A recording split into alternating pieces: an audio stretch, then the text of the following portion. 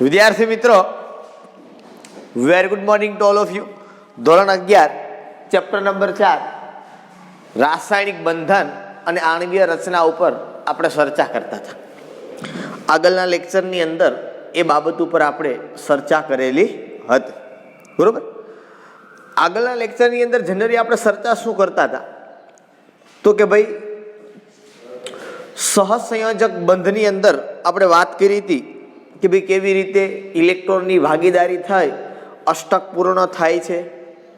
ત્યાર પછી અમુક કોયડાઓ જોયા અને ખાસ કરીને પછી અષ્ટકના નિયમની મર્યાદા માટે આપણે ચર્ચા કરી કે ભાઈ એવા સંયોજનો પણ છે કે જે અષ્ટકના નિયમનું પાલન કરતા નથી છતાં પણ પોતે સ્થાયી છે. કહેવાનો મતલબ આનો એવો થયો તો કે ભાઈ ખાલી માત્ર ને માત્ર અષ્ટકથી અણુની સ્થાયીતા સમજાવી શકાતી નથી. અણુની રચના પણ માત્ર ને માત્ર અષ્ટકથી નથી થતી. નો ડાઉટ અષ્ટક થોડું ઘણું સાચું છે, નથી એવું નથી, પણ અમુક જગ્યાઓ પર એની મર્યાદાઓ છે. જે કહેવાનો મતલબ મુખ્ય એ હતો જેને આપણે રોલ મોડેલ માનતા હતા કે ભાઈ પરમાણુ છે ઇલેક્ટ્રોન ગુમાવે અથવા તો મેળવે કે સહસંયોજક બંધના કારણે ઇલેક્ટ્રોનની ભાગીદારી જ્યારે ક્યારે પણ કરે ત્યારે અષ્ટકની રચના પ્રાપ્ત થાય છે. મતલબ કે નિષ્ક્રિય વાયુ જેવી ઇલેક્ટ્રોન રચના બનાવે. ખુદ નિષ્ક્રિય વાયુ પોતાની ઇલેક્ટ્રોન રચના કોઈ બીજા જેવી બનાવે છે, કારણ કે એ સંયોજન બનાવે છે, બરાબર. કે નિષ્ક્રિય વાયુ છે એ પ્રક્રિયા કરીને કોઈ બીજો અણુ બનાવે છે કે HCF2 HCF4 KrF2. આ મેં તમને બે ચાર સંયોજનો આપ્યા HCOF2. તો કહેવાનો મતલબ એ છે કે ભાઈ કંઈક મર્યાદાઓ છે. આપણે 3-4-5 મર્યાદાઓ જોઈ હતી. મધ્યસ્થ પરમાણુનું અપૂર્ણ અષ્ટક, એકી અણુની સંખ્યા, વિસ્તૃત અષ્ટક, બરાબર. આ બધી વાત આપણે કરી હતી. ત્યાર પછી આગળ ઉપર આપણે જવું છે. ટોપિકની અંદર આપણે આપેલું છે આયનીય બંધ અથવા તો વિદ્યુત સંયોજક બંધ. શું કીધું છે આપને? આયનીય અથવા વિદ્યુત સંયોજક બંધ.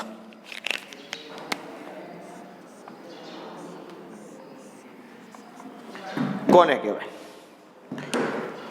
આયનીય બંધ કોને કહેવાય અને વિદ્યુત સંયોજક બંધ કોને કહેવાય એના ઉપર આપણે ચર્ચા કરવી છે કે આયનીય બંધ શું છે અથવા તો વિદ્યુત સંયોજક બંધ.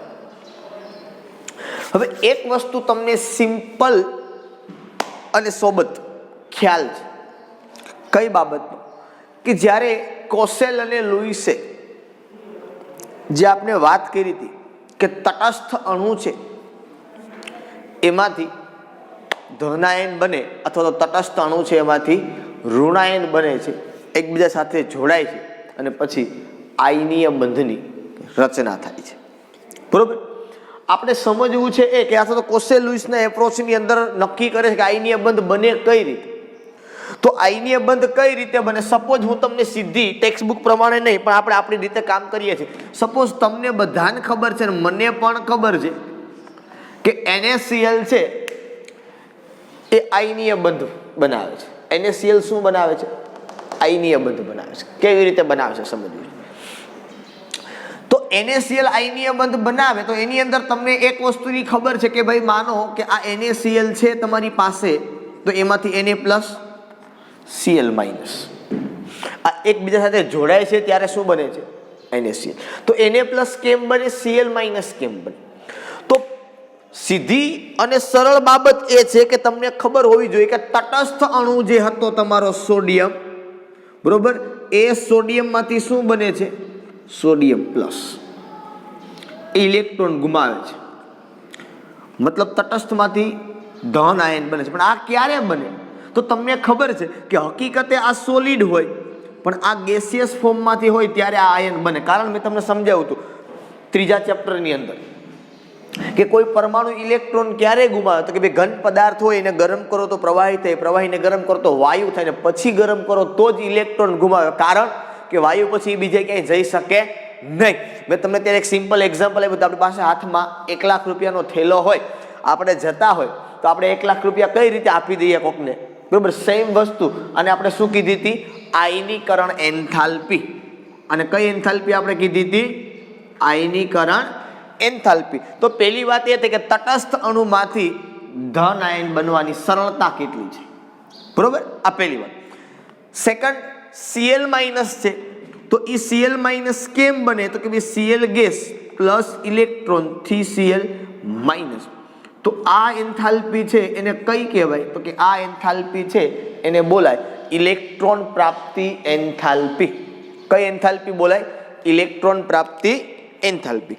હવે એક વસ્તુ તમને ખબર હોય કે આયનીકરણ એન્થાલ્પીનું મૂલ્ય છે ને જનરલી ધન હોય. અને જો આયનીકરણ એન્થાલ્પીનું મૂલ્ય ધન હોય તો તમને ખ્યાલ છે કે પ્રક્રિયા છે એ જનરલી ઉષ્મા શોષક હોય. તમારી ટેક્સ્ટબુકમાં ખોટું આપ્યું છે, એમાં ઉષ્મા ક્ષેપક આપ્યું છે, બરોબર? હવે ઇલેક્ટ્રોન પ્રાપ્તિ એન્થાલ્પીની વાત થાય ત્યારે બંને વસ્તુ હોઈ શકે. એનું મૂલ્ય પ્લસ પણ હોઈ શકે અથવા તો માઇનસ પણ હોઈ શકે. કહેવાનો મતલબ તમને ખ્યાલ છે કે ડેલ્ટા એચ નું મૂલ્ય મેં સમજાવ્યું હતું કે તાપમાનની દ્રષ્ટિએ ડેલ્ટા એચ નું મૂલ્ય જો પ્લસ હોય તો એ પ્રક્રિયા હંમેશા ઉષ્મા શોષક, મતલબ ઉષ્માનું શોષણ કરે, મતલબ તમારે ઉષ્મા આપવી પડે, બરોબર? ઉષ્મા ક્ષેપક એટલે ડેલ્ટા એચ નું મૂલ્ય માઇનસ. એ પછી કોઈ પણ એન્થાલ્પી હોય, ડેલ્ટા એચ એટલે એન્થાલ્પી, આઈ એચ હોય તો આયનીકરણ એન્થાલ્પી, ઇજી એચ હોય તો ઇલેક્ટ્રોન પ્રાપ્તિ એન્થાલ્પી. આ જોડાય, બરોબર? અને જો મૂલ્ય માઇનસ મળે તો પ્રક્રિયા આપણે કઈ કહીએ છીએ? ઉષ્મા ક્ષેપક. મતલબ પ્રક્રિયા થાય એ દરમિયાન ઉષ્મા ઉત્પન્ન થાય, તમારે એને ઉષ્મા આપવી પડે નહીં. અને આયનીય બંધ, ખાસ વસ્તુ એ છે આયનીય બંધની કે ભાઈ આયનીય બંધ બને ક્યારે? સૌથી મોટી બાબત એ છે કે આયનીય બંધ ત્યારે બને જ્યારે આ પણ ગેસિયસ ની અંદર હશે.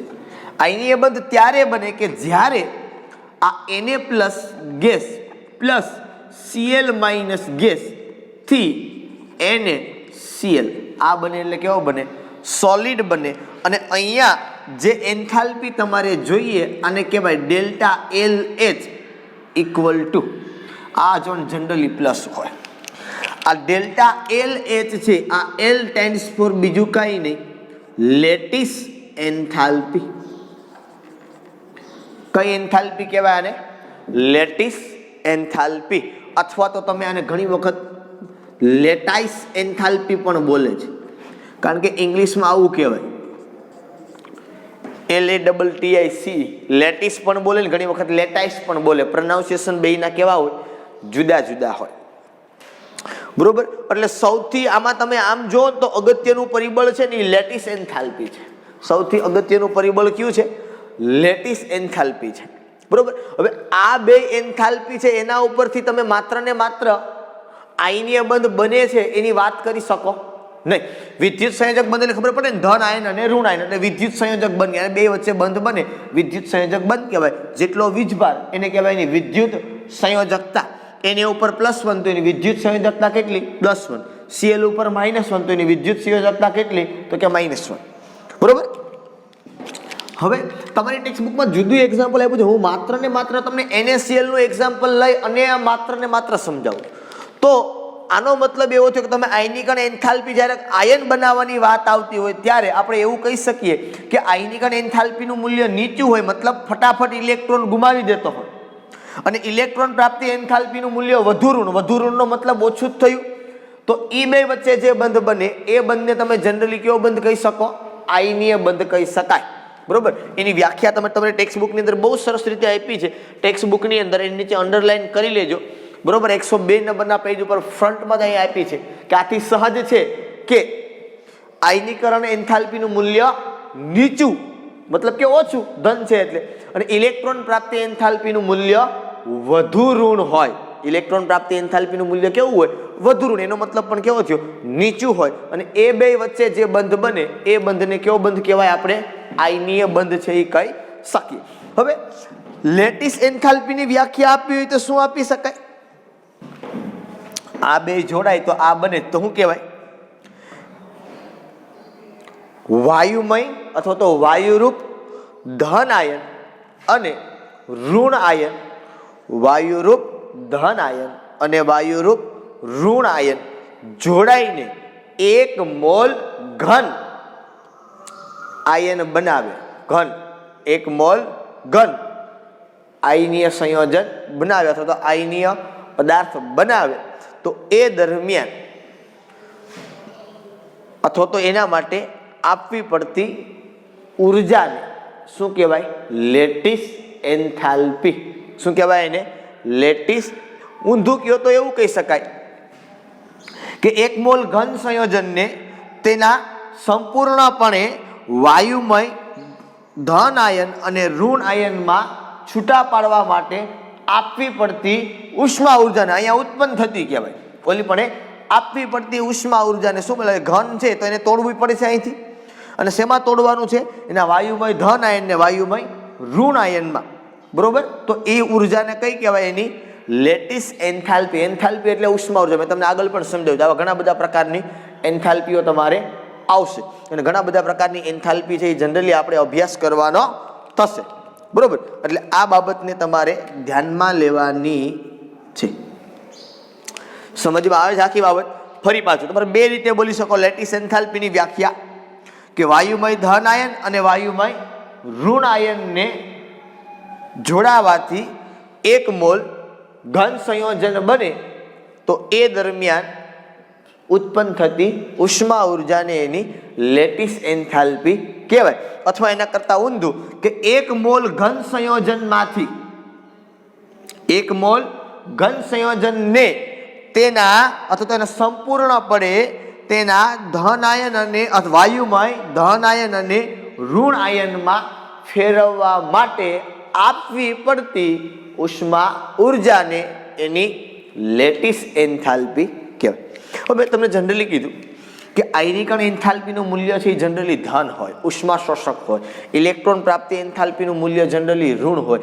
આ બેનો સરવાળો કરો ને તો હંમેશા ધન મળે. કેવો મળે? ધન મળે. પણ આ ટોટલ જે તમને મળે એ ખરેખર ઋણ મળવું જોઈએ. આ ત્રણેય એન્થાલ્પી જે તમે કરો બરોબર એ તમને જનરલી કેવું મળવું જોઈએ? ઋણ મળવું જોઈએ. અને જો ઋણ વધુ મળે જેમ એમ એની સ્થાયીતા વધુ અને એમ એ અણુ છે બરોબર એની આયનીય પ્રબળતા વધુ. સપોઝ જો તમે જુઓ ને તો તમને કદાચ ટેક્સ્ટ બુકની અંદર બહુ સ્પષ્ટપણે આપ્યું છે કે ભાઈ સર આયનીય બંધ જ્યારે ક્યારે પણ બને ત્યારે એની વાત પણ આપણે કરીએ કે ભાઈ આયનીય બંધ જ્યારે ક્યારે પણ બને ત્યારે એક વસ્તુ હંમેશા મગજમાં રાખજો કે જે ધન આયન બને એ ધાતુમાંથી બને અને ઋણ આયન જે બને ને એ મોટા ભાગે અધાતુમાંથી બને. અમુક જ એવા અપવાદ હોય કે જે ધાતુમાં કે ધન આયન હોય અને એ પોતે અધાતુમાંથી બને. દાખલા તરીકે NH4+ છે તો નાઇટ્રોજન પણ અધાતુ ને હાઇડ્રોજન પણ અધાતુ. આ એક જ એવો ધન આયન છે કે જે શેમાંથી બનેલો છે? અધાતુમાંથી, જે જનરલી અપવાદ છે. બાકી જ્યારે ક્યારે પણ આયનીય સંયોજન હોય ત્યારે હંમેશા યાદ રાખવાનું કે એનો ધન આયન ધાતુમાંથી બન્યો હોય અને ઋણ આયન ક્યાંથી બન્યો હોય? અધાતુમાંથી. હવે સમજો, સીધી ને સિમ્પલ વાત છે. આયનીકરણ એન્થાલ્પી ધાતુની હંમેશા ઓછી હોય કારણ કે ધાતુ હંમેશા પોતે ઇલેક્ટ્રોન ગુમાવવાની વૃત્તિ વધુ ધરાવે કારણ કે પોતાનું અષ્ટક પૂર્ણ કરવા માટે ઇલેક્ટ્રોન ગુમાવે એટલે ફટાફટ એનું અષ્ટક પૂર્ણ થાય. સેમ અધાતુ છે હંમેશા ઇલેક્ટ્રોન મેળવવાનો ગુણધર્મ ધરાવે. ઇલેક્ટ્રોન પ્રાપ્તિ એન્થાલ્પીનું મૂલ્ય કેવું થાય? ઋણ થાય. અથવા તો વિદ્યુત ઋણતાનું મૂલ્ય વધુ હોય. અહીંયા વિદ્યુત ઋણતાનું મૂલ્ય ઓછું હોય, આનું વિદ્યુત ઋણતાનું મૂલ્ય વધુ હોય. એટલા માટે તમને કદાચ ખબર હોય, મેં તમને આગળ વાત કરી હતી કે આયનીય બંધની અંદર વિદ્યુત ઋણતાનો વધુ તફાવત હોય. સહસંયોજક અને આયનીયની અંદર તફાવત જ એ કે આયનીય બંધ હોય તેની અંદર ધન આયન ને ઋણ આયન વચ્ચે વિદ્યુત ઋણતાનો વધુ તફાવત છે. જ્યારે સહસંયોજક બંધ હોય બરોબર તો એની અંદર વિદ્યુત ઋણતાનો કેવો તફાવત છે? ઓછો તફાવત છે. હંમેશા યાદ રાખવાનું કે ધાતુ હોય તો એની વિદ્યુત ઋણતા હંમેશા ઓછી કારણ કે વિદ્યુત ઋણતા એટલે શું? તો કે ઇલેક્ટ્રોન આકર્ષવાની વૃત્તિ. હવે ધાતુ છે એની ઇલેક્ટ્રોન આકર્ષવાની વૃત્તિ નથી, એની ઇલેક્ટ્રોન દાન કરવાની વૃત્તિ છે એટલે એની વિદ્યુત ઘનમયતા કહેવાય. એની શું કહીએ આપણે? વિદ્યુત ઋણતા. એમ ધાતુની શું હોય? વિદ્યુત ઋણમયતા હોય બરોબર. અધાતુ છે તો એની વિદ્યુત ઋણતા આપણે વિદ્યુત ઋણતા શબ્દ ઉપર કામ કરીએ છીએ એટલે કહેવાય કે ધાતુની વિદ્યુત ઋણતા ઓછી હોય ને અધાતુની વિદ્યુત ઋણતા વધુ હોય. એટલે જ્યારે ક્યારે પણ આયનીય બંધ બને ત્યારે હંમેશા ધ્યાન રાખવાનું કે આયનીય બંધની જ્યારે રચના થતી હોય ત્યારે હંમેશા આમાંથી અણુ છે બરોબર જે છૂટા પડે ધન આયન છે એ ધાતુ ન હોય, ઋણ આયન છે એ અધાતુ ન હોય બરોબર. ઓકે, હવે જ્યારે ક્યારે પણ માનો કે સપોઝ તમે અહીંયા આયનીય બંધની વાત કરતા, હું તમને આખો આયનીય બંધ નહીં દર્શાવું, બરોબર, કારણ કે એ તમને પણ દોરવામાં ડિફિકલ્ટ પડશે. આપણે તો બહુ પ્રશ્ન નથી, બરોબર, પણ એની એટલી બધી કાંઈ આપણે જરૂરિયાત નથી કે તમને ટેક્સ્ટ બુકમાં આપ્યો છે એ પ્રમાણે દોરવો પડે. આપણે દોરતા આવડે છે, નથી આવડતું એવું નથી, કંઈ એમાં ઇસ્યુ પણ નથી, છે એકદમ સિમ્પલ. જો આ દોરી જ દઉં તમને, એટલે તમને થાય નહીં એમ.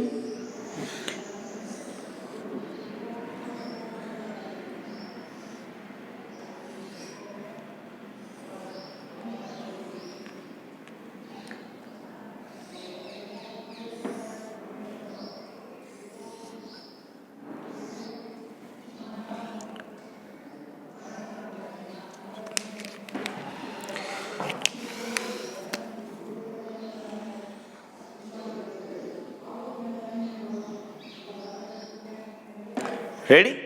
આ તમને જે ટેક્સ્ટ બુકમાં આપ્યો છે એ તમારો ભાગ થઈ ગયો. માનો કે અહીંયા આ સોડિયમ હોય તો અહીંયા પાછું સોડિયમ હોય, બરોબર, વચ્ચેનો એક ભાગ મૂકી દીધો, અહીંયા Cl હોય, બરોબર. સેમ માનો કે અહીંયા સોડિયમ છે તો અહીંયા કોણ હોય? Cl. અહીંયા સોડિયમ, અહીંયા પાછું કોણ આવે? Cl આવે. અહીંયા પાછો વચ્ચે કોણ આવે? સોડિયમ, બરોબર. અહીંયા Cl, અહીંયા સોડિયમ, પાછું અહીંયા Cl, અહીંયા સોડિયમ, અહીંયા Cl, બરોબર. અહીંયા સોડિયમ, પાછું અહીંયા Cl, અહીંયા સોડિયમ, અહીંયા Cl, અહીંયા સોડિયમ, અહીંયા Cl, અહીંયા સોડિયમ, અહીંયા Cl, બરોબર. અહીંયા સોડિયમ, પાછું અહીંયા Cl, બરોબર. એ પ્રમાણે આવી જશે બધાની અંદર. આપણે બધાની અંદર હું તમને દર્શાવતો નથી, કારણ કે બધાની અંદર માનો કે આપણે દર્શાવીએ તો આપણી પાસે ઘણો બધો સમય કારણ વગરનો બગડે, કે જેની કાંઈ એટલી બધી આપણે જરૂરિયાત નથી, બરાબર છે. અહીંયા વચ્ચે પાછો આવશે સોડિયમ, બરોબર. આ પ્રમાણે તમે દરેકની એની અંદર દરેકમાં તમે આ રીતે લખી શકો છો, એમાં ક્યાંય એવું ખોટું નથી, બરોબર. અહીંયા માનો તમે પાછું Cl લખો, અહીંયા Cl લખો. આ પ્રમાણે તમે રચના છે એની બનાવો તો બની જાય, કાંઈ બહુ મોટી બાબત નથી, બરોબર. ચાલો ચાલો ચાલો ચાલો ચાલો ચાલો ચાલો ચાલો ચાલો થઈ ગયું. લ્યો, આ તમારો થઈ ગયો NaCl નો સંયોજન. માનો કે તમે આ જે ભાગ છે એ Na+ છે, બરોબર, અને આ જે ભાગ છે એ તમારો કેવો છે? Cl- છે. તો હું વ્યાખ્યામાં હમણાં શું કહેતો હતો? લેટિસ એન્થાલ્પી એટલે શું? તો કે માનો કે આ NaCl નું સંયોજન છે, તો અહીંથી આ સોલિડ ફોર્મમાં છે અત્યારે. આ NaCl સોલિડ છે, આ NaCl છે એ કેવો છે? સોલિડ છે. હવે આ NaCl સોલિડ છે તો માનો કે આ બંધને મારે તોડવો છે, તો આ છે Na+, આ જે છે એ પણ ગેસિયસ ફોર્મમાં જવો જોઈએ, અને અહીંથી Cl- છે એ પણ ક્યાં જવો જોઈએ? ગેસિયસ ફોર્મમાં. એટલે શું કહેવાય કે ભાઈ એક મોલ ઘન સંયોજનને તેના સંપૂર્ણપણે વાયુમય ધન આયન અને ઋણ આયનમાં ફેરવવા માટે આપવી પડતી ઉષ્મા ઉર્જાને એની લેટિસ એન્થાલ્પી કહેવાય, બરોબર. અને અહીંયા ઉષ્મા ઉર્જા આપવી પડે એટલે એનું મૂલ્ય છે એ ધન લખ્યું છે આપણે, બરોબર. આના કરતા ઊંધા તમે જાઓ, બરોબર, તો એ પ્રમાણે કામ છે એ તમારું થાય. રેડી? ચાલો, આમ તમે જો એટલે આ મૂલ્ય માઇનસ થાય. ખરેખર આ તોડો આમાંથી ત્યારે એ ધન બને, આપવી પડે ઉષ્મા ઉર્જા, પણ આ બેને જોડો અને સોલિડ બને એટલે ઉષ્મા ઉર્જાનું મૂલ્ય છે એ માઇનસ થાય. હવે સપોઝ તમે જો કે Na ગેસમાંથી Na+ ગેસ જ્યારે બને ને ત્યારે એની એન્થાલ્પીનું મૂલ્ય છે એ તમને આપ્યું છે આઈ થિંક 495.8. આ મૂલ્ય કેટલું આપ્યું છે? 400 + 495.8. ઉર્જા છે તો એનો એકમ હંમેશા કયો હશે?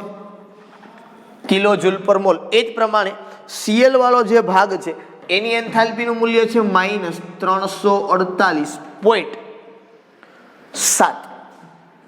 રેડી? જો આ બેનો તમે માત્ર ખાલી સરવાળો કરો તો તમને ખબર છે કે જવાબ ધન આવશે. 495.8 -348.7 147.1. આ પ્લસમાં મળે છે 147.1, બરોબર. હવે જ્યારે ક્યારે પણ તમે લેટિસ એન્થાલ્પીની વાત કરો છો, બરોબર, મેં તમને કીધું આ સોલિડ છે ને તમે તોડો, તમારે ઉષ્મા ઉર્જા આપવી પડે. આ ગેસિયસ છે જોડો તો તમને એની લેટિસ એન્થાલ્પી છે એ તમને આપવામાં આવે, લેટિસ સર્જન એન્થાલ્પી, સર્જન થાય મતલબ બને છે, આ બે જોડાય અને NaCl બને છે એટલે આને શું કહેવાય? લેટિસ સર્જન એન્થાલ્પી. એ તમને એને આપી છે એની કેટલી, તો કે એ મેં તમને કીધું માઇનસ આવે 788. કરો સરવાળો એટલે તમને જવાબ છે એ કેવો મળે? ઋણ મળે, -640. કેટલી મળે ટોટલ એન્થાલ્પી? -640 પોઈન્ટ જે કંઈ સમથિંગ તમે કયો, બરોબર, કિલો જૂલ પર મોલ.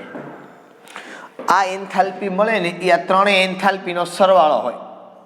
આ શું હોય? આ 1 + 2 + 3, આ ત્રણેય એન્થાલ્પીનો શું થાય? સરવાળો. અને જેટલું આનું મૂલ્ય છે એ વધુ ઋણ એટલી આ અણુ છે એની સ્થાયીતા વધુ, અને એટલી આની આયનીય બંધની પ્રબળતા વધુ, એટલી આની આયનીય બંધની પ્રબળતા વધુ. જો આના કરતા તમે ઉલટી રિએક્શન લખી હોય આવી રીતે, NaCl સોલિડમાંથી Na plus gas plus Cl minus gas, તો આ +788 આવે, બરોબર. કારણ કે આ તૂટે છે એટલે આટલી ઉષ્મા ઉર્જા એને આપવી પડે, તો આમાંથી Na પ્લસ અને Cl માઇનસ છૂટા પડે. આ જોડાય છે એટલે આટલી ઉષ્મા ઉર્જા પોતે ઉત્પન્ન કરે, એટલે ઉષ્મા. બાકી મેં તમને આગળ પહેલા કીધું હતું કે લેટિસ એન્થાલ્પી છે ખરેખર પોતે ઉષ્મા શોષક પ્રક્રિયા છે, બરોબર. પણ અહીંથી એ ઉષ્મા ઉત્પન્ન કરે. એમ તમે આના કરતા ઊંધું વિચારતા, આયનિકલ એન્થાલ્પી પણ ઉષ્મા ક્ષેપક થાય ને આ ઉષ્મા શોષક કે ક્ષેપક કોઈ પણ હોઈ શકે, બરોબર. એટલે કહેવાનો આખો મતલબ એ છે કે લેટિસ એન્થાલ્પી તમે બે રીતે, આમાં તમે બે રીતે વાત ન કરી, આમાં તમે બે રીતે વાત કરી શકો. મેં તમને હમણાં એક્ઝામ્પલ આપ્યું હતું, બરોબર, કે ભાઈ 1 મોલ ધન આયન ને ઋણ આયન છે, અથવા તો ધન આયન ને ઋણ આયન જોડાય ને 1 મોલ ઘન સંયોજન બનાવે, એ દરમિયાન ઉત્પન્ન થતી ઉષ્મા ઉર્જાને લેટિસ એન્થાલ્પી કહેવાય.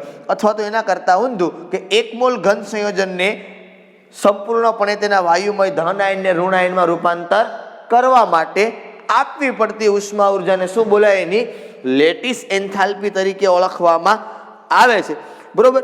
તો આનો મતલબ એમ થયો કે માત્ર ને માત્ર આયનીય સંયોજન છે એ બને એના માટે આયનિક અને એન્થાલ્પી કે ઇલેક્ટ્રોન પ્રાપ્તિ એન્થાલ્પી માત્ર ને માત્ર પ્રાપ્તિ નથી. એના માટે ખાસ અગત્યની એની લેટિસ સર્જન એન્થાલ્પી છે એ ખૂબ અગત્યની છે.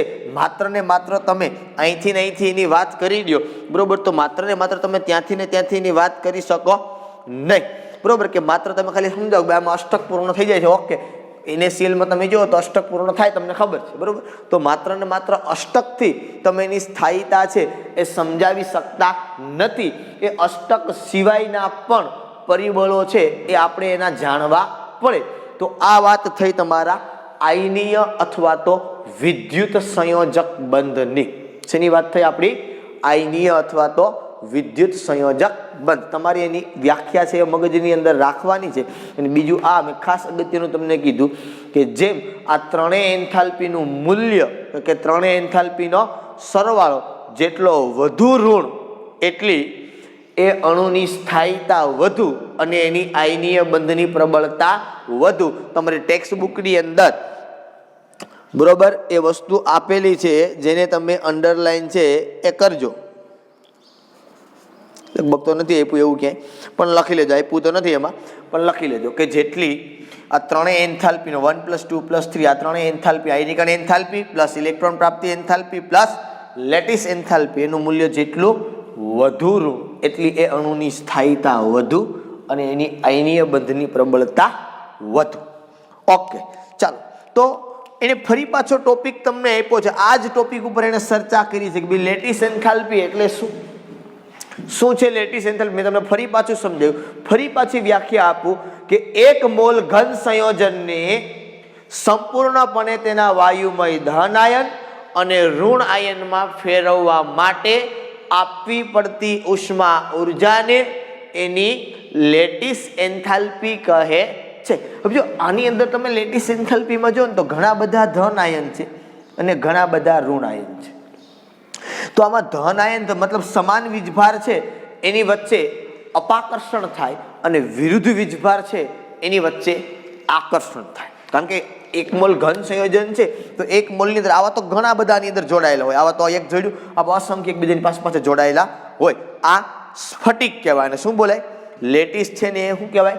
જાળીદાર રચના, ઝાલક રચના, મતલબ આને શું બોલાય? સ્ફટિક. શું બોલાય એને? સ્ફટિક. અને લેટિસ જે હોય એ સોલિડ હોય હંમેશા, કારણ કે સ્ફટિક રચના છે એ મોટા ભાગે પ્રવાહીની હોય પણ ઘન પદાર્થની સૌથી વધારે જોવા મળે. સ્ફટિક રચના, જાળીદાર રચના છે એ મોટા ભાગે કોની જોવા મળે આપને? ઘન પદાર્થની જાળીદાર રચના છે એ જનરલી આપને જોવા મળે. એટલે એ પ્રમાણે મોટા ભાગે ચર્ચા છે એ કરવામાં આવે કે ભાઈ સ્ફટિક કહેવાય. લેટિસ એટલે શું? સ્ફટિક. ગુજરાતીમાં મેં તમને સમજાવ્યું તો આગળ પણ કીધું હતું કે લેટિસ એટલે બીજું કાંઈ નહીં, જાળીદાર રચના અથવા તો ઝાલક રચના જેને કહેવાય. બરોબર, એટલે સ્ફટિક. લેટિસને ગુજરાતીમાં આપણી રીતે કહીએ, બરોબર, રસાયણ વિજ્ઞાનની ભાષામાં તો સ્ફટિકને ગુજરાતીમાં કહીએ તો જાળીદાર રચના. હીરો છે તો એની પણ સ્ફટિક રચના હોય, દરેક ધાતુની આવી સ્ફટિક રચના હોય, કારણ કે દરેક ધાતુ પાસે જુદી જુદી સ્ફટિક રચના હોય. બરોબર, એ આપણે વધારે પડતું પછી આનું પેકિંગ કંઈક જુદું હોય, દરેક ગોઠવણી થતી હોય તો દરેકની અંદર પરમાણુ આવી રીતે ગોઠવાયેલા હોય એવું ન હોય, દરેકમાં જુદી જુદી જગ્યાઓ પર હોય. બરોબર, તો એનું પેકિંગ કંઈક જુદું હોય, એ દરેક વસ્તુની અંદર જુદી જુદું ભાગ આવે. એ આપણે ઘન અવસ્થા નામનું ચેપ્ટર આવશે 12મા ધોરણમાં, પહેલું જ ચેપ્ટર આવશે. બરોબર, એની ઉપર આપણે વધારે પડતી ચર્ચા છે એ કરશું કે કઈ રીતે સ્ફટિક હોય, શું હોય, કેવી એની રચના હોય. એ બધી ચર્ચાઓ છે આપણે ઘન અવસ્થા ચેપ્ટરની અંદર જનરલી કરવાના છીએ, તો ત્યારે આપણે એની ચર્ચા વધારે પડતી કરશું. તો આ વાતથી આપણી પાસે અહીંયા લેટિસ એન્થાલ્પી છે એ. બરોબર, ત્યાર પછી આપણને એના પછીનો ટોપિક જે આપ્યો છે એના ઉપર હું જઉં છું, જેનું નામ આપ્યું છે તમને બંધ પ્રાચલો. શું આપ્યું છે? બંધ પ્રાચલો. બંધ પ્રાચલો એટલે શું? તો કે ભાઈ બોન્ડ પેરામીટર. પ્રાચલો એટલે કે પેરામીટર. પેરામીટર મતલબ કે પરિબળ. બંધને ક્યાં ક્યાં પરિબળો હોય, શું હોય, એના માટેની વાત કરે છે. તો હું અહીંયા સીધું તમને દરેકની અંદર શોર્ટ એન્ડ સ્વીટ ઉપર જશું. આપણે ટેક્સ્ટ બુકની અંદર જે કંઈ વાર્તા આપી છે જુદી, ભાઈ એમાં એની અંદર એ જ વસ્તુ સમજાવી છે તમને, પણ આપણે સામાન્ય ભાષાની અંદર બધી વસ્તુ છે એ સમજવાનો પ્રયત્ન કરશું. બરોબર, બંધ પ્રાચલોની અંદર પહેલી આપણે આમાં ઘણી બધી વ્યાખ્યાઓ, 4-5 વ્યાખ્યાઓ જોવાની છે. આ પણ વ્યાખ્યા તમારી ટેક્સ્ટ બુકમાં આપેલી છે. મેં તમને કીધું તો 102 નંબરના પેજ ઉપર એને અંડરલાઈન તમે કરી લેજો. બરોબર, ચાલો બંધ પ્રાચલો ઉપર આપણે જવાનું છે કે બંધ પ્રાચલો શું છે, કોને કહેવાય, શું હોય બંધ પ્રાચલોની અંદર. તો પહેલી જ એની અંદર જે વાત આપી છે તમને એ કીધું છે એણે બંધ લંબાઈ. શું કીધું છે એણે? બંધ લંબાઈ કોને કહેવાય? હવે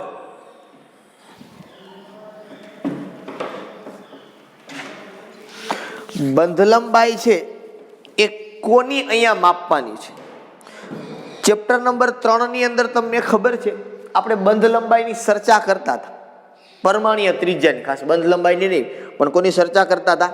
પરમાણ્વીય ત્રિજ્યાની આપણે મોટા ભાગે ચર્ચા કરતા હતા કે ભાઈ પરમાણ્વીય ત્રિજ્યા એટલે શું. બરોબર, તો એવી જ કાંઈક વાત છે ને અહીંયા બંધ લંબાઈની છે. પણ અહીંયા બંધ લંબાઈ કોની જોવાની છે આપણે? તો કે અણુની. કોની જોવાની છે આપણે? અણુની. બરોબર, તો બે રીતે જનરલી બંધ લંબાઈ આપણે બે પ્રકારે જોવાની છે અણુની અંદર. દાખલા તરીકે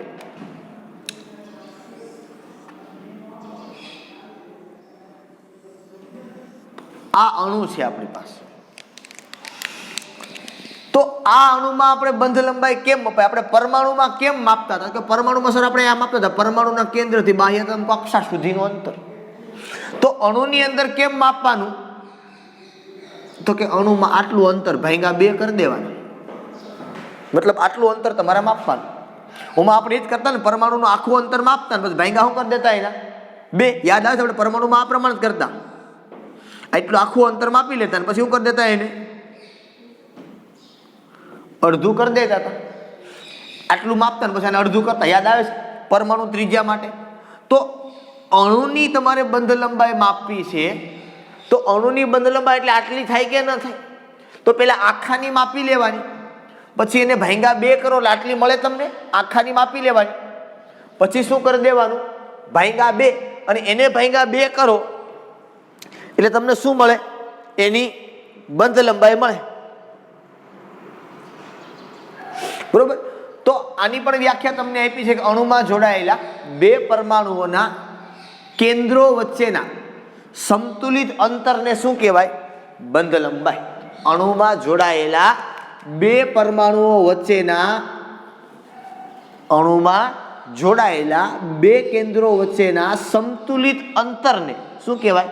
બંધ લંબાઈ. આ બંધ લંબાઈ છે ને એ ઘણી બધી રીતે મપાય.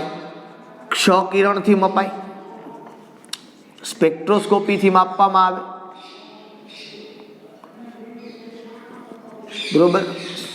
ક્ષ-કિરણ વિવર્તન છે, આ બધી ઘટનાઓને આધારે, બરોબર. એક્સરે સ્પેક્ટ્રોસ્કોપી છે. કેમ આપણે કોઈ પણનું દળ માપવા માટે માસ સ્પેક્ટ્રોમીટરની વાત કરતા ખબર પહેલા ચેપ્ટરની અંદર, કે દળ સ્પેક્ટ્રોમીટરથી કોઈ પણ પદાર્થનું માપન થાય. એમ બંધ લંબાઈ માપવા માટે ક્ષ-કિરણ, સ્પેક્ટ્રોસ્કોપી, એક્સરે વિવર્તન, આ બધા એક્સરે એટલે ક્ષ-કિરણ જ થયું. એક્સરે વિવર્તન, આ બધી ઘટનાઓને કારણે, સોરી ફોર દેટ, કે આ બધાની લીધે આની બંધ લંબાઈ છે એ માપવામાં આવે છે. જો હકીકતે આની બંધ લંબાઈ છે ને, માનો કે બે પરમાણુ જોડાય અને જો ઇલેક્ટ્રોનની ભાગીદારી થઈ હોય તો એ સહસંયોજક ત્રિજ્યા થાય. તો કઈ ત્રિજ્યા થાય? સહસંયોજક ત્રિજ્યા થાય. અને બીજી એક આવે વાન ડર વાલ્સ ત્રિજ્યા. બીજી એક ત્રિજ્યા કઈ આવે? વાન ડર વાલ્સ ત્રિજ્યા. શું છે એ બંને ત્રિજ્યા? પહેલી વાત તમને એ સમજાવું. માનો કે તમારી પાસે આ અણુ છે, આ અણુ, તો આ અણુની અંદર હજી આમ ઇલેક્ટ્રોન તો ફરતા હશે ને, આવી રીતે શું હશે? ફરતા ઇલેક્ટ્રોન આની અંદર હજી ફરતા આની અંદર ગોઠવાયેલા હશે, બરોબર.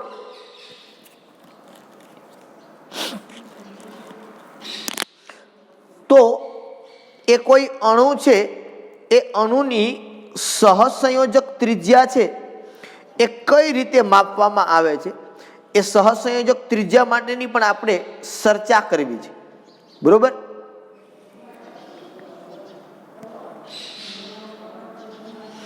તો સહસંયોજક ત્રિજ્યા એટલે કેટલી? તો કે આટલો જે ભાગ છે, આ આખો જે ભાગ છે, આ અણુની બંધ લંબાઈ, સોરી ફોર ધેટ, એટલું બધું નથી. આટલો જે ભાગ છે એ શું છે? અણુની બંધ લંબાઈ છે. શું છે? અણુની બંધ લંબાઈ છે. પણ અહીંથી આ કોર વચ્ચેનું જે અંતર થયું, અહીંથી આટલું, આ એની સહસંયોજક ત્રિજ્યા બોલાય. શું બોલાય? એની સહસંયોજક. પરમાણુના કેન્દ્રથી આપણે કહીએ બાહ્યતમ કક્ષા સુધીનું અંતર, આ જે બંધની જે લંબાઈ છે એની શું કહેવાય? એની સહસંયોજક ત્રિજ્યા. કારણ કે ઇલેક્ટ્રોનની ભાગીદારી અહીંથી થાય છે, બરોબર. એટલે આટલું જે અંતર છે આને શું કહેવાય? સહસંયોજક ત્રિજ્યા. આને કયો અથવા તો આને કયો. તમારી ટેક્સ્ટબુકની અંદર એક સરસ મજાની આકૃતિ આપી છે, બરોબર. અહીંયા કંઈક આપ્યું છે એ, અહીંયા આપ્યું છે બી, બરોબર. આ એ અણુ છે કે આ બી અણુ છે? આ એ બી અણુ આખી ભાગ જે થયો, બરોબર, આ શું થયો? એની બંધ લંબાઈ. આટલું અંતર કેટલું કહેવાય? એનું બંધ લંબાઈ. પણ અહીંથી તમે માપો તો આ કહેવાય એની સહસંયોજક ત્રિજ્યા, એને RC કહેવાય. કારણ કે સહસંયોજક બંધ છે એને ઇંગ્લિશમાં કહેવાય કોવેલેન્ટ બોન્ડ. શું બોલાય એને? કોવેલેન્ટ બોન્ડ, બરોબર. એટલે શું કહેવાય? RC એટલે સહસંયોજક ત્રિજ્યા. ત્રિજ્યાને દર્શાવાય R વડે, રેડિયસ, બરોબર. આ છે એને પણ શું કહેવાય? એની સહસંયોજક ત્રિજ્યા, બરોબર. કે ભાઈ એક પરમાણુના કેન્દ્રથી એની જે કોર છે, સંલગ્ન કોર. સંલગ્ન કોર એટલે જોડાયેલી જે કોર છે બે પરમાણુની, બરોબર, એ વચ્ચેનું જે અંતર છે એને શું કહેવાય? એની સહસંયોજક ત્રિજ્યા. એક સરસ મજા રીતે કે ગોઠવણી રીતે એ લોકોએ એક આકૃતિ તમને નીચે એ લોકોએ બતાવેલી છે, બરોબર. હવે આ જે અંતર તમને મળે છે સહસંયોજકની અંદર અને ઓની અંદર, બરોબર. હવે તમે બંધ લંબાઈના અંતરને અડધું કરી દો, તમને કોનું અંતર મળે? સહસંયોજક ત્રિજ્યા. તમે આ સહસંયોજક ત્રિજ્યા તમે જનરલી તમે આને પરમાણુની ત્રિજ્યા પણ કહી શકો. સમજવા આપણે આજ કરતા પરમાણુ ત્રિજ્યા, કે અણુમાં રહેલા બે પરમાણુના કેન્દ્ર વચ્ચેના અંતરના અડધા અંતરને આપણે પરમાણુ ત્રિજ્યા કહેતા હતા. બસ આને તમે સહસંયોજક ત્રિજ્યા કહી શકો. અને શું કહી શકો તમે? સહસંયોજક ત્રિજ્યા. તમને ટેક્સ્ટ બુકમાં સરસ મજાનું છાપીને આપ્યું છે કે આ 198 પાઇકોમીટર છે, તો આ ખાલી કેટલું થાય? તો એ ખાલી 99 થાય. સીધી વાત છે કે સહસંયોજક ત્રિજ્યાની કેટલી થાય? 99 થાય, બરોબર. એ જ પ્રમાણે માનો કે તમને અહીંયા આવા એક બીજી ત્રિજ્યાની વાત કરીએ. હું તમને કહી દઉં RC બરાબર શું થઈ ગયું 198 ભાગ્યા 2 એટલે શું થઈ ગયું એ 99 પાઇકોમીટર થયું. હવે માનો કે આ બે પરમાણુ આ રીતે જોડાયેલા છે એકબીજા સાથે. આ થઈ એની લંબાઈ, આ કેન્દ્રો વચ્ચે, બરોબર. અને મેં તમને હમણાં કીધું કે આ એના ઇલેક્ટ્રોનના વાદળ એની સાથે જોડાયેલા છે, બરોબર. એવી જ રીતે માનો કે એવો કોઈ બીજો અણુ માનો કે અહીંયા ગોઠવાયેલો હોય આની સાથે જ, અહીંયા માનો કે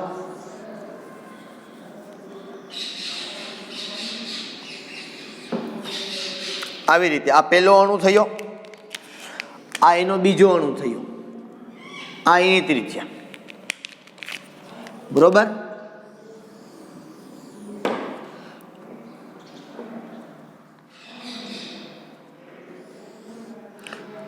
આ માનો કે બે એકબીજા હારે આવી રીતે આમ સ્પર્શે છે.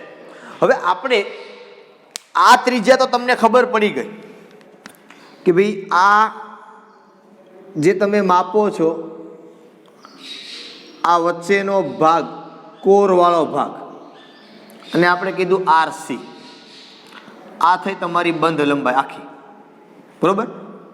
આ થયું RC એટલે એ થઈ ગઈ તમારી સહસંયોજક ત્રિજ્યા, બરોબર. હવે સેમ તમારે આની અંદર પણ માપવાનું છે,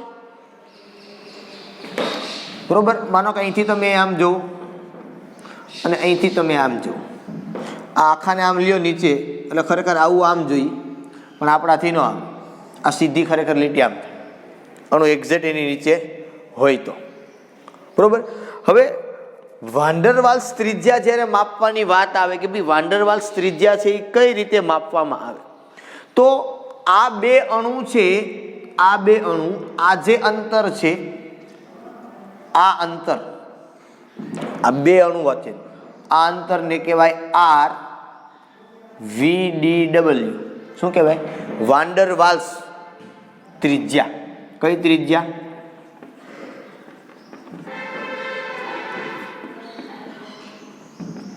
કઈ ત્રિજ્યા બોલાય આને?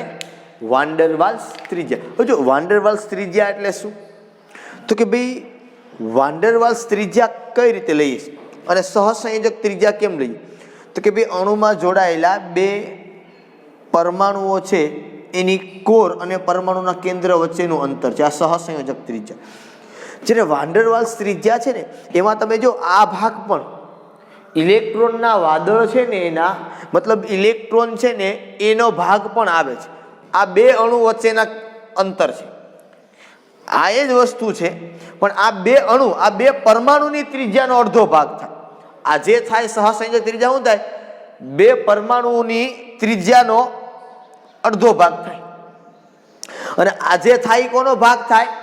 બે અણુની ત્રિજ્યાનો અડધો ભાગ થાય. આ બે અણુ છે, આ બે પરમાણુ હતા, આ બે અણુ છે, આ બે અણુની ત્રિજ્યાનો અડધો ભાગ થાય. એટલે ખાસ સહસંયોજક ત્રિજ્યા અને વાન્ડરવાલ્સ ત્રિજ્યા આ બેની અંદર ચેન્જ છે. સહસંયોજક ત્રિજ્યા છે એ અણુની ત્રિજ્યાનો અડધો ભાગ છે, મતલબ બે પરમાણુની. આમાં તમે લખો તો આવું લખાય કે ભાઈ RC બરાબર કહેવાય કે બે Cl વચ્ચેનું અંતર ભાગ્યા બે. તો આને શું કહેવાય? બે Cl2 અણુ વચ્ચેનું અંતર અને એને ભાગ્યા બે. કારણ કે આ બે Cl2 અણુ વચ્ચેનું અંતર છે, આ બે Cl પરમાણુ વચ્ચેનું અંતર છે. બે Cl પરમાણુ વચ્ચેનું અંતર ભાગ્યા બે છે, બરોબર. તો સહસંયોજક ત્રિજ્યા, કારણ કે સહસંયોજક બંધ કોની વચ્ચે બને? બે પરમાણુ વચ્ચે બને. સહસંયોજક બંધ કોની વચ્ચે બને? બે પરમાણુ વચ્ચે બને. માનો કે હું તમને એમ કહું કે હાઇડ્રોજન અને હાઇડ્રોજન આ બંધ બીનો, તો આ બંધને હું કયો શબ્દ વાપરું? તો કે ઇલેક્ટ્રોનની ભાગીદારીથી બંધ બીનો, અને હું સહસંયોજક બંધ કહું. કયો બંધ કહું? સહસંયોજક બંધ. હવે આ પણ એક છે અને આ પણ એક છે. હવે જ્યારે હું વાન ડર વાલ્સ બંધની વાત કરું છું બરોબર, ત્યારે હું કઈ રીતે માપવાનું છે મારે, તો કે ભાઈ ત્યારે મારે માપવાનું છે એ અંતર કયું છે. સપોઝ હું અહીં ઉપર લખું, આ જે બંધ બીનો એને મેં કેવો બંધ કીધો, સહસંયોજક બંધ બરોબર. હવે માનો કે નીચે આ બીજો અણુ છે અને આ બીજો અણુ છે એ કોનો છે, હાઇડ્રોજનનો જ છે બરોબર છે.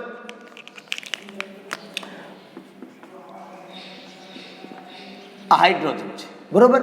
તો આ અંતર જે થયું, આ બે અણુ વચ્ચેનું અંતર થયું, આ અંતરને બોલાય VDW, RVDW, અને કહેવાય વાન ડર વાલ્સ બંધ. કારણ કે વાન ડર વાલ્સ બંધ છે ને, ખાસ ત્રિજ્યા નથી કહેતો હું કહું છું આને વાન ડર વાલ્સ બંધ.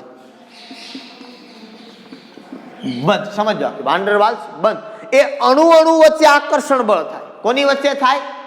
અણુ વચ્ચે આકર્ષણ બળ થાય. કોની વચ્ચે? અણુ વચ્ચે આકર્ષણ બળ થાય. એવા બળને કયું બળ કહેવાય? વાન ડર વાલ્સ બળ. અતિ નિર્બળ બળ છે.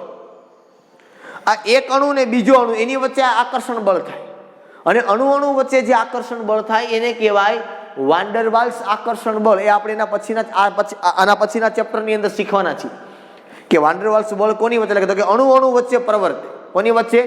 અણુ વચ્ચે. માનો કે આ એક HCl નો અણુ છે બરોબર, અને આ માનો કે એક બીજો HCl નો અણુ છે. તો આ અણુ વચ્ચે લાગે. કઈ રીતે લાગે? તો કે હવે તમને ખબર છે, માનો કે HCl ને HCl છે તો Cl ઉપર જનરલી ડેલ્ટા માઇનસ હોય, આની ઉપર ડેલ્ટા પ્લસ, મતલબ Cl ઇલેક્ટ્રોન મેળવવાનો ગુણધર્મ આ ડેલ્ટા પ્લસ, આ ડેલ્ટા માઇનસ. તો આના વચ્ચે એક નવું આકર્ષણ બળ પેદા થાય. આ બળને કયું બળ કહેવાય? વાન ડર વાલ્સ બળ. અને એની વચ્ચે બંધ બને તો એને કેવો બંધ કહેવાય? વાન ડર વાલ્સ બંધ કહેવાય. એટલા માટે હું જે ત્રિજ્યા લખું છું, બે અણુ વચ્ચેની ત્રિજ્યા જે લખું છું એ એટલા માટે એને કઈ ત્રિજ્યા બોલું છું? વાન ડર વાલ્સ ત્રિજ્યા. શું બોલું છું એટલા માટે હું?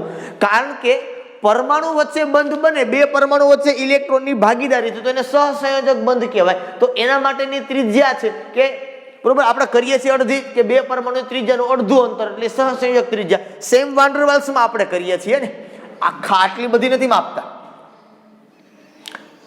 આ બે અણુ છે એ વચ્ચેનું અડધું અંતર એટલે આટલું થયું. આપણે આની જ વાત કરીએ, આ બે વચ્ચે જ બંધ બને છે. વાન ડર વાલ્સ બંધ કોની વચ્ચે બને? આની વચ્ચે જ બને. તો એની વાત જ કરીએ છીએ આપણે. તમને આમ આપ્યું તો આડું થાય છે, હરખું જ થાય. ચેન્જ બીજો કાંઈ નથી. વાન ડર વાલ્સ એ વૈજ્ઞાનિકનું નામ છે જેને આ બળની શોધ કરી હતી, અને લંડન બળ પણ કહેવાય બરોબર. ફ્રિજ લંડન નામના વૈજ્ઞાનિકે વાત કરી હતી, અને લંડન બળ પણ કહેવાય બરોબર. એ આપણે આના પછીના ચેપ્ટરની અંદર ભણવાના છીએ, પણ મને થોડુંક એવું લાગ્યું કે તમને બરોબર કઈ મજા નથી આવતી, આ શું છે કે આ કેવી રીતે આવે છે બરોબર. એટલે આ વાત જે તમારી થાય એ કહેવાય આને વાન ડર વાલ્સ ત્રિજ્યા, અથવા તો એને કહેવાય વાન ડર વાલ્સ બંધ કહેવાય બરોબર છે. આ અંતર કદાચ તમારી ટેક્સ્ટ બુકમાં આખું અંતર આપ્યું છે 360, તો અહીંથી જાય 360 ભાગ્યા 2 180 પાઇકોમીટર. કેટલું થઈ જાય? 380 પાઇકોમીટર. બસ આ વસ્તુ અગત્યની છે, તમને આમાંથી આ ખબર પડવી જોઈએ કે ભાઈ બંધ લંબાઈ અંદર લખાણ ન ખબર પડે તો હોકળામાં ગયું, પણ તમને ખ્યાલ એ પડવો જોઈએ કે સહસંયોજક ત્રિજ્યા શું છે, આ ખ્યાલ પડવો જોઈએ. અને વાન ડર વાલ્સ ત્રિજ્યા શું છે કે સહસંયોજક ત્રિજ્યા કીધું, અંતર નથી કીધું બરોબર. બંધ લંબાઈ કીધી તો બે અણુના બે પરમાણુ કેન્દ્ર વચ્ચેનું અંતર એ બંધ લંબાઈ થઈ, પણ ત્રિજ્યા એટલે એનો અડધો ભાગ કરી નાખવાનો. બે પરમાણુ વચ્ચેના અંતર ભાગ્યા બે અણુ વચ્ચેના અંતર ભાગ્યા 2 એટલે એ થઈ ગઈ એની વાન ડર વાલ્સ ત્રિજ્યા. આ બંધ પ્રાચલની અંદર પહેલો પેરામીટર છે એ તમારો હતો બરોબર. ત્યાર પછી એક બીજો પેરામીટર પણ તમને આપ્યો છે બરોબર, જેને કીધો છે તમને બરોબર, જેને તમે કીધો છે એને બંધ કોણ. શું કીધું છે? બીજું છે એ બંધ કોણ. હવે બંધ કોણ શું હોય જોજો. ખાસ વસ્તુ તમને કહું છું, એ પછી તમને સમજાવું બંધ કોણ શું છે. પહેલા તમને ખ્યાલ છે કે H2O છે, તો H2Oમાં લુઈસ બંધારણ મારે દોરવું છે, પણ હું H2O ને આ રીતે દર્શાવું છું. હું કામ એ પછી કહીશ. ચાલો, હાઇડ્રોજન પાસે કેટલા ઇલેક્ટ્રોન? તો કે સર હાઇડ્રોજન પાસે 1, આની પાસે પણ 1. ઓક્સિજન પાસે કેટલા હોય? તો કે સર તમને ખબર છે ઓક્સિજન પાસે 6. બરોબર. હવે આની વચ્ચે બંધ બનાવો, તો આની વચ્ચે બંધ બન્યો. હવે આ 2 ઇલેક્ટ્રોન ને હું અહીંયા લખી નાખું. 4 ઇલેક્ટ્રોન વધ્યા હતા ને, એને હું ઉપર ને ઉપર 4 ને લખું, બીજે ક્યાંય અહીંયા આ 4. બંધ કોણ એટલે શું છે? તો કે ભાઈ અણુ અથવા તો સંકીર્ણમાં, સંકીર્ણ એટલે શું હોય સમજાવું, જટિલ સંયોજન. સંકીર્ણ એટલે જટિલ સંયોજન. માનો કે હું તમને કહી દઉં lithium aluminium hydrate KMnO4 K2Cr2O7, આ બધા જટિલ સંયોજન કહેવાય. બરોબર. સાદું સંયોજન નહીં, પણ કેવું જટિલ. અણુ અથવા તો સંકીર્ણમાં આ 2 કક્ષક કહેવાય. આની હાઇડ્રોજનની કક્ષક, ઓક્સિજનની કક્ષક વચ્ચે બંધ બન્યો છે ને, હાઇડ્રોજનની કક્ષક, ઓક્સિજનની કક્ષક. પણ કેવી કક્ષક છે? તો કે બંધમાં ભાગ લે. તો અણુમાં અથવા તો સંકીર્ણમાં બંધકારક કક્ષકો વચ્ચે રચાતો આ જે ખૂણો છે, આ રચાય 104.5 ડિગ્રી. આ જે બંધકોણ જે બને એને શું કહેવાય? બંધકોણ. એની વચ્ચેનું જે અંતર છે કે અણુ અથવા તો સંકીર્ણમાં બંધકારક કક્ષકો વચ્ચે રચાતો અથવા તો બંધકારક કક્ષકો વચ્ચેના અંતરને, બંધકારક કક્ષકો વચ્ચેના અંતરને શું બોલાય? બંધકોણ. અને આ બંધકોણ છે ને ડિગ્રીની અંદર અંશમાં દર્શાવવામાં આવે. 104.5 અંશ એવું બોલાય, 104.5 ડિગ્રી એવું બોલે. તમારે ટેક્સ્ટ બુકમાં સરસ રીતે વ્યાખ્યા છે એ આપેલી છે તમને. બરોબર છે. શું કીધું જો કે અણુ અથવા તો સંકીર્ણ આયનમાં મધ્યસ્થ પરમાણુની આસપાસ બંધન ઇલેક્ટ્રોન ધરાવતી કક્ષકોની વચ્ચે રચાતા ખૂણાને બંધકોણ તરીકે વ્યાખ્યાયિત કરી શકાય. અને બંધકોણ અંશમાં રજૂ કરવામાં આવે છે, જે વર્ણપટ દર્શકીય પદ્ધતિઓ વડે પ્રાયોગિક રીતે નક્કી કરી શકાય છે. બરોબર. ચાલો, તો બંધકોણ છે એ શેના માટે કઈ રીતે નક્કી કરી શકાય? તો કે વર્ણપટ દર્શકી પદ્ધતિ. વર્ણપટ દર્શકી પદ્ધતિ એટલે એને સ્પેક્ટ્રોસ્કોપી તમે કહી શકો, બીજું કઈ નથી. એક્સરે વિવર્તન ને એ બધી વર્ણપટ દર્શકી પદ્ધતિની અંદર આવે. સિમ્પલ યાદ રાખવાનું કે બંધકોણ છે એ ક્યાં રચાય, કે બંધકોણ કોને કહેવાય? તો કે ભાઈ બંધકારક કક્ષકો જે છે તમારી એની વચ્ચેનું અંતર એને કહેવાય બંધકોણ. ખ્યાલ હોવો જોઈએ. વ્યાખ્યા કદાચ યાદ ન રહે તો કાંઈ નહીં, પણ રહે તો વધુ સારું. પણ આ તમને ખ્યાલ હોવો જોઈએ બંધકોણ એટલે શું. બરોબર. કે જે બંધકારક કક્ષકો છે એ બંધકારક કક્ષકો વચ્ચે જે ખૂણો બને છે, બરોબર, અથવા એનું જે અંતર છે એ અંતરને જનરલી આપણે શું કહીએ છીએ? એનો બંધકોણ તરીકે ઓળખીએ છીએ.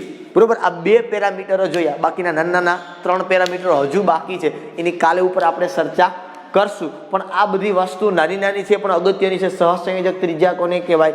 વાન્ડર વાલ્સ ત્રિજ્યા કોને કહેવાય? બંધકોણ શું છે એ ખ્યાલ હોવો જોઈએ. બરોબર. ન ખબર, વ્યાખ્યા ન આવડે એ ડઝન્ટ મેટર. શું છે, ક્યાં મપાય, કેમ મપાય, કેવી રીતે કામ કરે, તો તમને જેડબલ્યુ નીટના MCQ સોલ્વ કરતા સરળતા પડશે, નહીંતર સરળતા પડશે નહીં. ઓકે, અહીં સુધી આપણે આજના માટે રાખીએ. ફરી પાછા આપણે નવા લેક્ચરની અંદર મળશું. ત્યાં સુધી બધાને Tata bye bye and C.